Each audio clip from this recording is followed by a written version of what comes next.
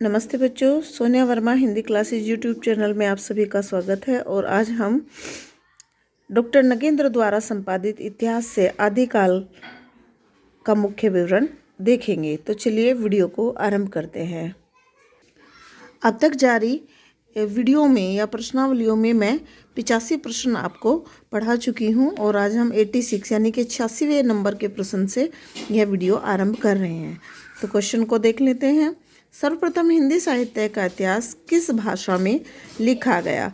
तो फ्रेंच भाषा में सर्वप्रथम हिंदी साहित्य का इतिहास लिखा गया। फ्रेंच भाषा में लिखित हिंदी साहित्य के इतिहास के लेखक कौन हैं? तो गार्सा द तासी इस इतिहास के लेखक हैं। अगला प्रश्न देख लेते हैं। फ्रेंच भाषा में लिखित हिंदी साहित्य के इतिहास में किन दो भाषाओं के कवियों का विवरण दिया गया है? तो हिंदी और उर्दू के कवियों का विवरण हमें इस इतिहास ग्रंथ में प्राप्त होता है। फ्रेंच भाषा में लिखित इस इतिहास ग्रंथ में कितने हिंदी उर्दू कवियों के व्रत संग्रहित हैं? तो इस इतिहास ग्रंथ में 738 कवियों के जीवन व्रत संग्रहित हैं। आप बहुत ध्यान से क्वेश्चंस को देखते चलिए क्योंकि बहुत ही महत्वपूर्ण प्रश्न है। गार्सा द तासी के पश्चात किसने हिंदी साहित्य का इतिहास लिखा था?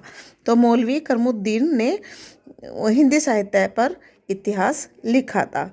मौलवी करमुद्दीन रचित इतिहास का क्या नाम है? तो मौलवी करमुद्दीन रचित जो इतिहास ग्रंथ है उसका नाम है तज़किरा-ए-शौराई हिंदी। सर्वप्रथम किस इतिहास ग्रंथ में हिंदी के सबसे अधिक कवियों का विवरण इतिहासकार ने दिया है? मतलब वह हिंदी के कौन से इतिहासकार हैं जिन्होंने हिंदी के सबसे ज़्यादा कवियों का विवरण अपने इतिहास ग्रंथ में दिया है? तो वह है शिव सिंह सेंगर और इन्होंने अपने इतिहास ग्रंथ शिव सिंह सरोज में हिंदी के सबसे ज़्यादा कवियों का विवरण दिया है। अगला क्वेश्चन देख लेते हैं। हिंदी साहित्य के कालों का नामकरण करने वाले प्रथम इतिहासकार कौन है? बहुत महत्वपूर्ण प्रश्न है। तो सर्वप्रथम हिंदी साहित्य के कालों का विभाजन डॉक्टर जॉन अब्राहम ग्रियर्सन ने किया था और उन्होंने हिंदी साहित्य को 15 कालों में विभाजित किया था। अगला क्वेश्चन देख लेते हैं। आदिकाल में हिंदी साहित्य के समांतर किन भाषाओं में साहित्य रचना हो रही थी? तो संस्कृत और अपभ्रंश भाषाओं में साहित्य की रचना लगातार जारी थी। अगला बहुत महत्वपूर्ण प्रश्न है। अपभ्रंश का वाल्मीकि किस कवि को कहा गया है? तो स्वयंभू को अपभ्रंश का वाल्मीकि कहा जाता है। स्वयंभू ने कितने ग्रंथों की रचना की या कितने ग्रंथों को रचा?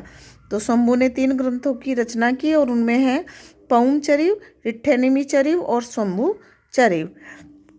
अगला क्वेश्चन देख लेते हैं। अपभ्रंश का बहुभूति किसे कहा गया? बहुत बार टीजीटी पीजीटी परीक्षाओं में पूछा जाने वाला प्रश्न है, तो ध्यान में रखिएगा। तो पुष्पदंत को अपभ्रंश का बहुभूति कहा जाता है। 98वें प्रश्न को देख लेते हैं।